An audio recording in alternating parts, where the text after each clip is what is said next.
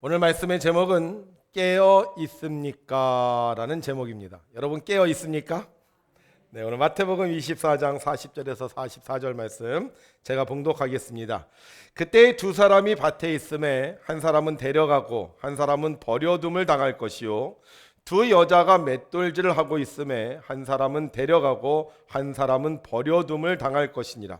그러므로 깨어 있으라. 어느 날에 너희 주가 임할는지 너희가 알지 못함이니라. 너희도 아는 바니 만일 집주인이 도둑이 어느 시각에 올 줄을 알았더라면 깨어 있어 그 집을 뚫지 못하게 하였으리라. 이러므로 너희도 준비하고 있으라. 생각하지 않은 때에 인자가 오리라. 아멘. 지난 한 주간도 주님의 뜻대로 살기 위해 노력하시고 또 오늘도 주님의 명령에 따라 교회에 모여 예배드리는 여러분들에게 주님께서 성령의 표를 이마에 꽉 찍어주셔서 환난과 고통의 날에 보호받고 심판의 날에 하나님께 상급을 받는 우리 여러분들이 되시기를 주의 이름으로 축원합니다. 사람들은 시험을 참 싫어합니다. 그런데 시험을 치다 보면 전혀 예상치 못한 답을 써서 사람들을 웃게 하는 일들이 있습니다. 초등학교 시험에 이런 문제가 났습니다. 1번, 사공이 많으면 배가 산으로 간다는 말의 의미는 무엇입니까? 그랬더니 어떤 학생이 이렇게 썼어요.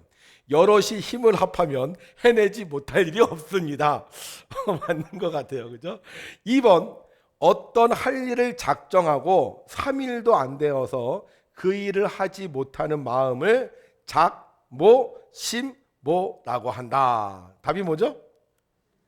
작심삼일이잖아요. 근데 아이가 이렇게 썼습니다. 작은삼촌.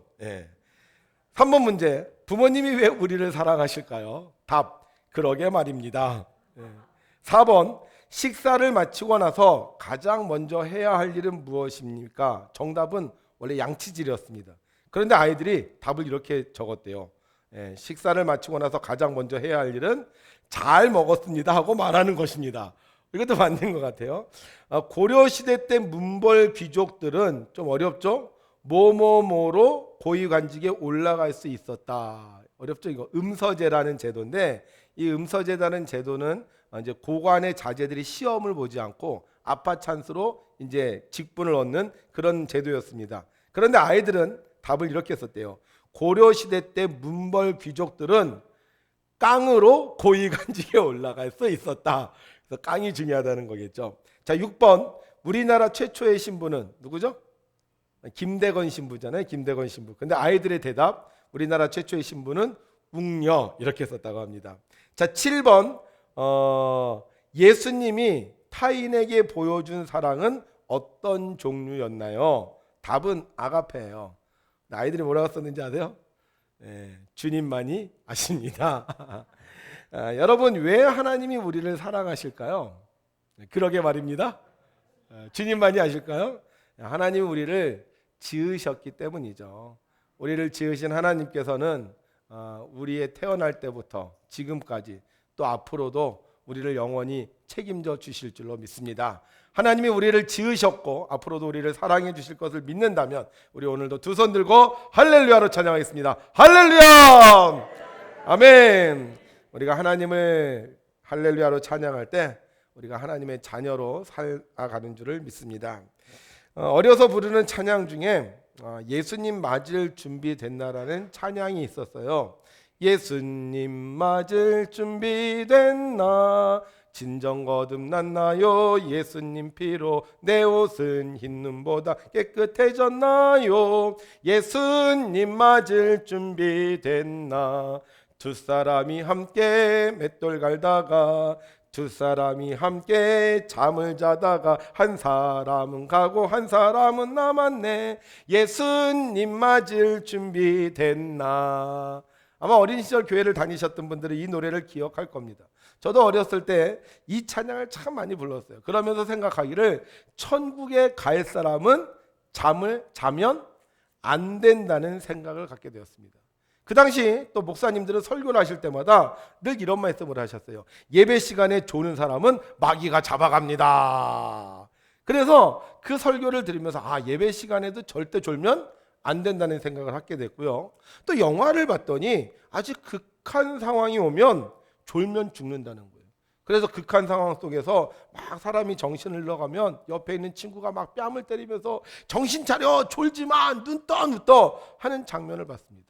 또 군대 갔더니만 졸면 기합을 받는 거예요.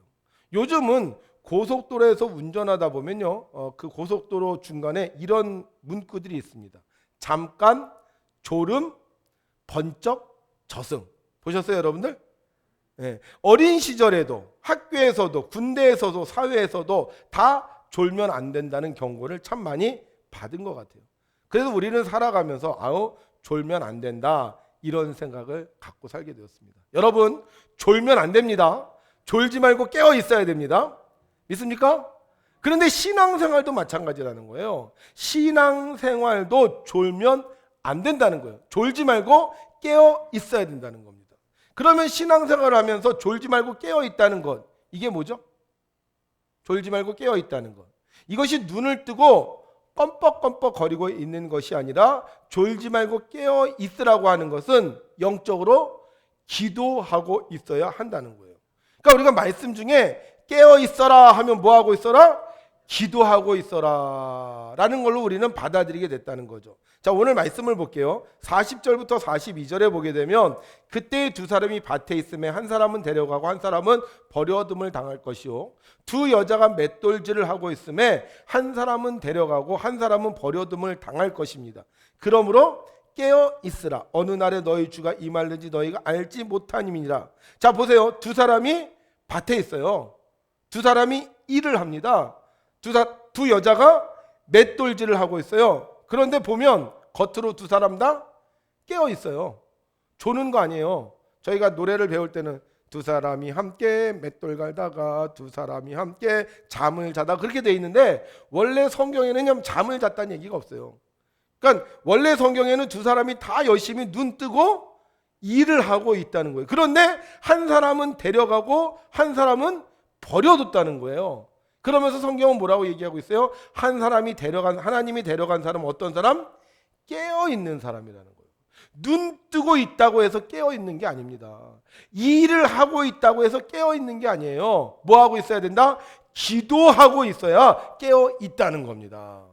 이 말씀을 들으면서 저희는 생각했어요. 그래, 기도해야지. 성경에도 보니까 쉬지 말고 기도하라 그랬지. 그래서 아침에 일어날 때도 주여 감사합니다 이렇게 기도하고, 점심에 일할 때도 주여 내게 힘을 주옵소서 이렇게 기도하고, 저녁에 일을 마쳤을 때도 주님 오늘도 함께 해주셔서 감사합니다 이렇게 기도하고, 밤에 잠을 잘 때도 주여 오늘도 평안한 마음을 주시옵소서 늘 기도하고 있어야 된다. 그런데 여러분, 정말 그렇게 우리가 사나요? 저도 그 쉬지 말고 기도하라는 그 말씀을 늘 기억하고 있지만 솔직히 말해서요, 쉬지 말고 기도하기가 참 어렵더라고요. 물론 그 순간에는 그래 기도해야지 하고 알아요. 그런데 어느 순간 되면 기도를 안 할 때도 있어요. 우리 교회 와서 기도하지만 어떨 때는 밥을 먹을 때 우리 성도님들도 보니까 중간에 안 할 때도 있어요. 저는 뭐 어려서부터 밥 먹을 때 기도하는 건 습관이 돼 있으니까 그건 거의 안 빼먹는데, 뭐 음료수를 마실 때, 커피를 마실 때, 물을 마실 때, 물 마실 때 기도하는 분 있어요? 보니까요, 우리가 음료수 마실 때, 커피 마실 땐 기도하는데 음료수 마실 땐, 아니 물 마실 땐 기도를 안 하더라고요. 그러니까 우리가 계속 기도하고 산다고 하지만 솔직히 기도를 계속 하고 있지 못하더라고요. 뭐 잠자기 전엔 기도할 수 있어요. 그런데 여러분은 잠자다 일어나서 다시 기도하는 분 있습니까? 지금 몇 시지? 왜 일어났지? 아니 또 자야지. 우리가 쉬지 말고 기도한다고 얘기를 하지만 우리가 늘 기도로 깨어 있는 경우가 별로 없다는 거예요.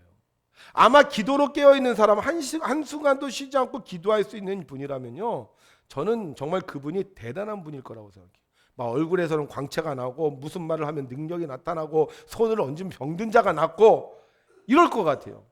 우리가 성경 말씀대로 늘 깨어 있어야 한다고 하지만 솔직히 깨어 있는 그 순간순간 매 순간 쉬지 않고 기도한다는 게 쉽진 않다는 거죠. 그러면 성경이 지키지 못할 걸 우리 보러 지키라고 하는 거냐? 자, 여기서요, 우리 43절과 44절을 성경을 보겠습니다. 이렇게 쓰여져 있어요. 너희도 아는 바니 만일 집주인이 도둑이 어느 시각에 올 줄을 알았더라면 깨어있어 그 집을 뚫지 못하게 하였으리라. 이러므로 너희도 뭐하고 있으라? 준비하고 있으라. 생각하지 않을 때 인자가 오리라. 그러니까 깨어있으라는 말은 뭐하고 있으라는 거예요? 준비하고 있으라는 거예요. 잠을 자기 전에 우리는 문단속을 합니다. 왜 문단속을 하죠? 도둑이 들어오지 못하도록. 문을 열고 자면 도둑이 들어올지 모르니까, 그래서 밤에 잠자기 전에 문단속을 철저히 해요. 그리고는 어떻게 밤에 평안히 잠을 자는 거죠. 만약에 깨어 있으라는 말이 계속 기도하는 말이라면 자기 전에 문단속하고 자다가 일어나서 또 가서 문 보고 또 한 2시간 있다 또 가서 문 보고 이렇게 해야 된다는 거예요. 그런데 이 깨어 있으라는 말은 어떻게 보면 계속 기도를 하라는 것이 아니라 어떻게 하라? 준비하고 있으라는 거예요. 그러면 왜 깨어 있으라는 말이 기도와 연결이 되어 있느냐? 기도하면 하나님께서 우리가 뭘 준비해야 될 것이 무엇인지를 가르쳐 주시기 때문에 이 깨어 있어라는 말이 준비하라는 말인데, 기도를 통해서 준비하라는 거예요. 어느 교회에 신천권사가 된 남자분이 있었습니다. 그분이 신천권사가 돼서 저녁 예배 때 대표 기도를 하게 되었어요. 그래서 아주 열심히 기도문을 준비했습니다. 꼼꼼히 그 기도문에다 이거는 크게, 이거는 작게, 이거는 천천히, 이거는 빠르게, 정말로 혼신의 힘을 다해서 기도문을 준비했어요. 그리고 예배 시간보다 훨씬 일찍 나와서 그 기도문을 보고 또 보고 했습니다. 드디어 예배가 시작되었고 권사님이 대표 기도를 시작했습니다. 권사님은 우렁찬 목소리로 기도문을 읽기 시작했습니다. 사람들이 중간중간에 아멘 아멘 하는 소리가 들렸습니다. 그런데 그때 갑자기 전등이 깜빡거리기 시작을 하는 거예요.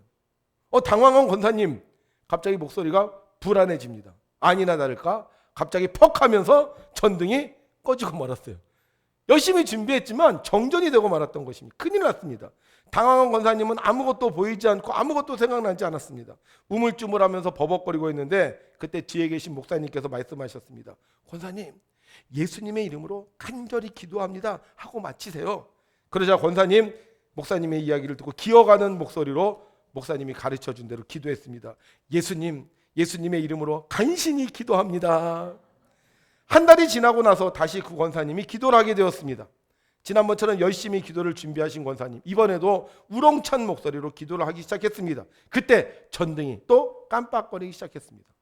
그런데 이번에는요, 권사님이 전혀 당황하지 않는 거예요. 오히려 더 큰 소리로 기도를 하였습니다. 다행히 그날 전등은 꺼지지 않았습니다. 기도 후 권사님은 목사님에게 여유 있는 표정으로 말했습니다. 목사님, 걱정 많이 하셨죠? 이제 걱정할 필요 없으세요. 제가 이번에는 호주머니에 후레쉬를 가지고 왔어요. 여러분, 위기는 언제나 우리에게 다가옵니다. 그러나 깨어 기도하는 사람은 그 위기를 극복할 수 있습니다. 하나님은 우리에게 지혜를 주셨어요. 그리고 우리가 감당하지 못할 시험을 주시지 않는다고 하셨습니다. 그런데 문제는 우리가 감당할 수 있는데 우리가 준비하고 있지 못하면 그 시험을 이길 수가 없다는 거예요. 마치 집에 우산은 많습니다. 그런데 비가 온다고 하는데도 불구하고 우산을 준비하지 않으면 비를 맞아야 하는 것처럼 하나님이 모든 위기를 다 극복할 수 있는 방법을 우리에게 준비해 놓으셨는데 우리가 기도하지 않으니까 그 위기를 극복할 수 없다는 겁니다. 그러면 우리가 어떻게 기도해야 하겠습니까? 자, 오늘 성경에 보니까 두 사람이 일을 합니다. 그런데 한 사람은 겉으로 보면 똑같이 일하는데 준비하고 일을 하고 한 사람은 그냥 일을 하고 있다는 거예요. 그러면 속으로 계속 주여 주여 하면서 기도한 것이냐? 아니요. 일을 하는데 그 안에 뭔가가 준비되어 있다는 거예요. 뭘 준비하고 있느냐? 예전에 이런 노래가 있었습니다. 깊은 산속 옹달샘 누가 와서 먹나요? 맑고 맑은 옹달샘 누가 와서 먹나요? 새벽에 토끼가 눈 비비고 일어나 뭐하러 왔다가?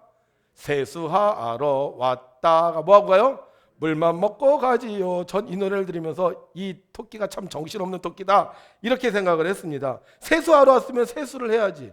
세수는 안 하고 뭐만 하면 먹고 갔다고요? 물만 먹고 갔어요. 자, 기도했어요. 그리고 일하고 있어요. 맷돌 갈고 있어요. 그런데 문제는 뭐냐? 일하는데 기도한 걸 잃어버렸다는 거예요.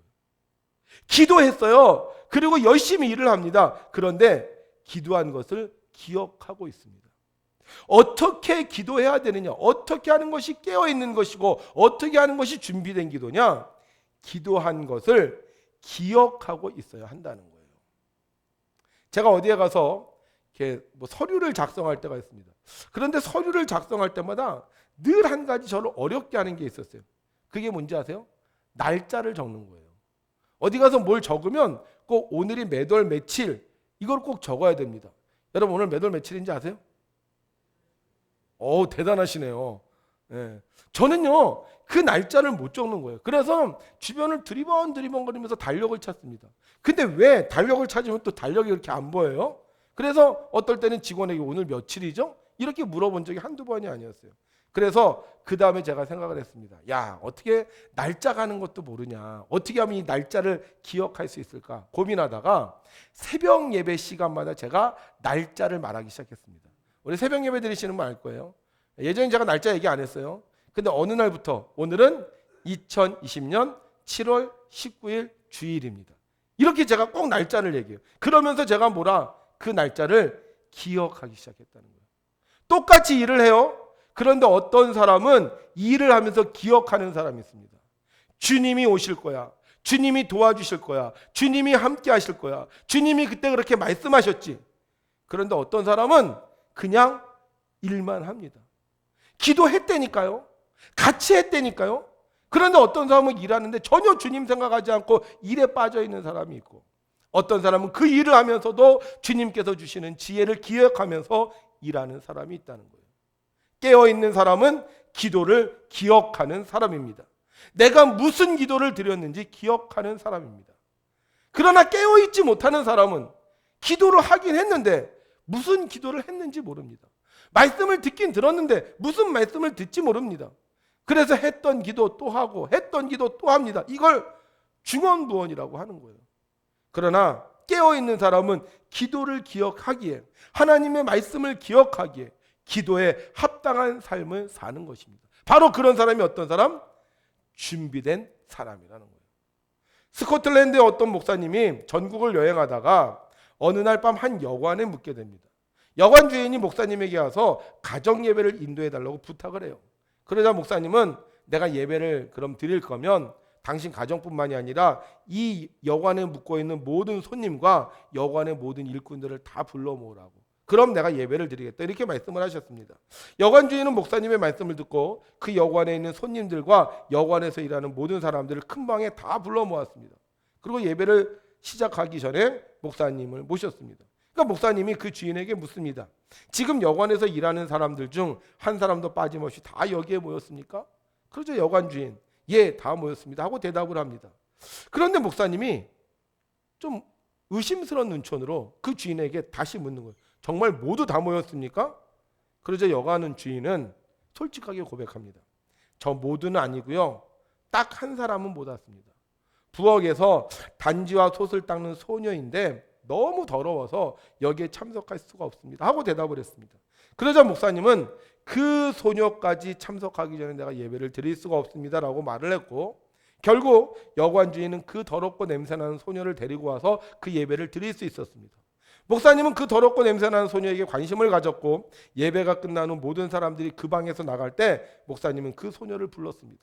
그리고 그 소녀에게 말씀하셨습니다. 얘야, 내가 기도 드리는 법을 너에게 가르쳐 줄 테니 잘 들어라.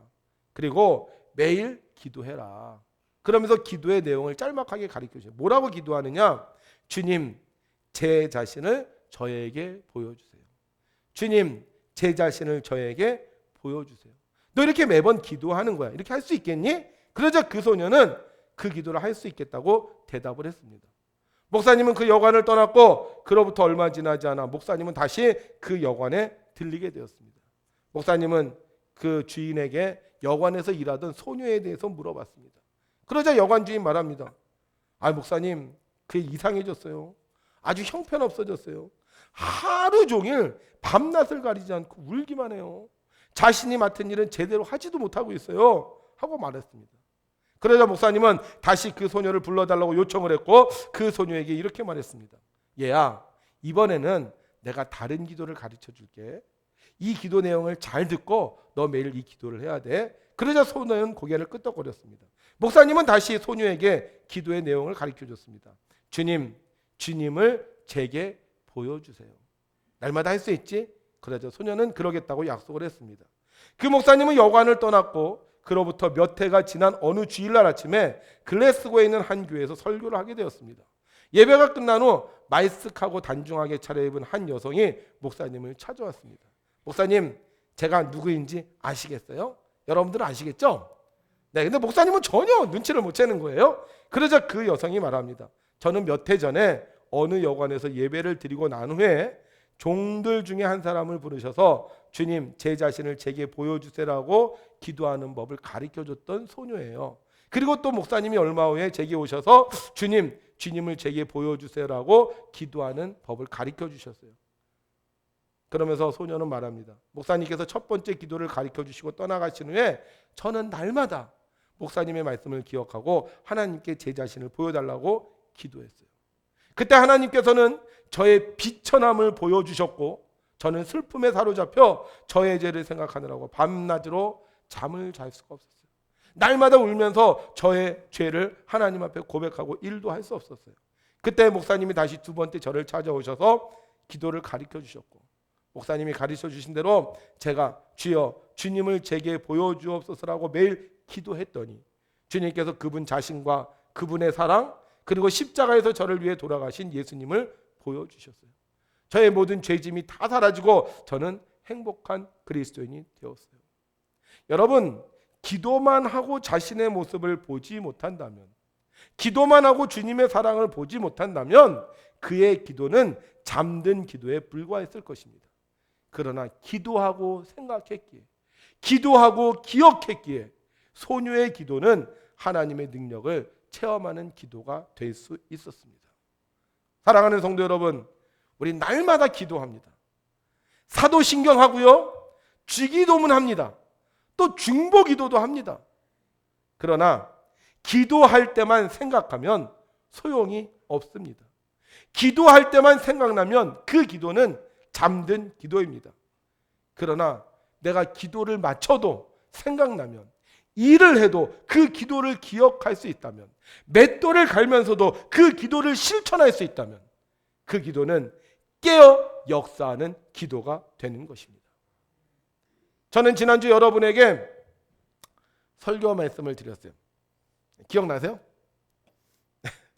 왕이 된 남자에 대해서 여러분들에게 설교 말씀을 드렸습니다. 그리고 어떻게 살자고 했죠? 온순하게 살자고 했습니다. 여러분 기억하고 사셨습니까? 그러면 여러분은 깨어있는 분입니다. 그러나 여러분들이 그날의 설교를 듣고 그날 기도를 하고 전혀 진짜 아무 생각도 하지 않고 살았다면 우리는 잠든 자입니다.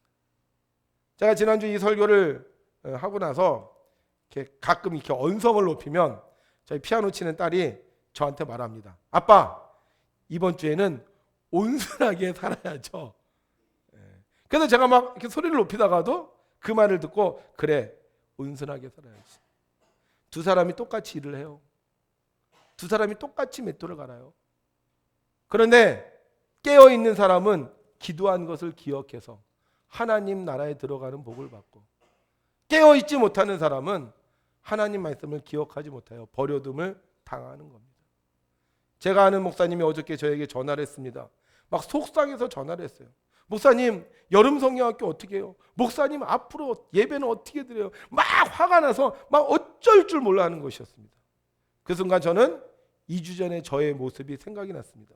그때 저도 굉장히 많이 화가 나 있었습니다. 그런데 그때 말씀이 혹시 뭐였는지 기억하십니까? 이거 기억하시는 분들은 진짜 대단한 분이에요. 믿는 자의 표시라는 설교를 했습니다. 그러면 제가 그 중간에 뭐라 그랬냐? 감사하면서 살자 그랬어요. 그래서 감사합니다, 감사합니다, 감사합니다, 감사합니다. 몇 번 하죠? 10,000번 정도 하죠? 제가 그런 얘기를 했어요. 기억하시죠, 여러분들?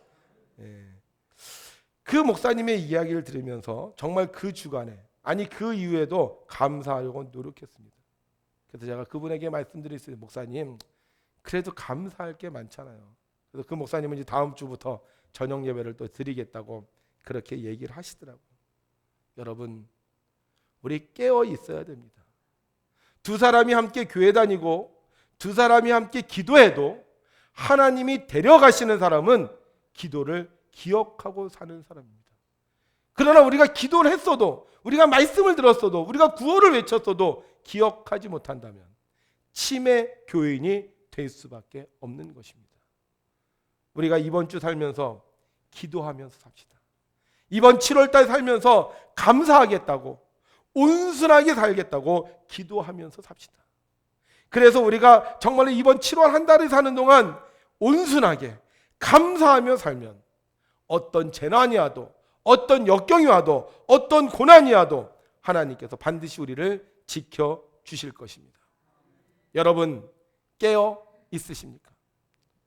깨어 있다면 감사하면서 온순하게 사는 백운교회 성도들이 되시기를 바랍니다.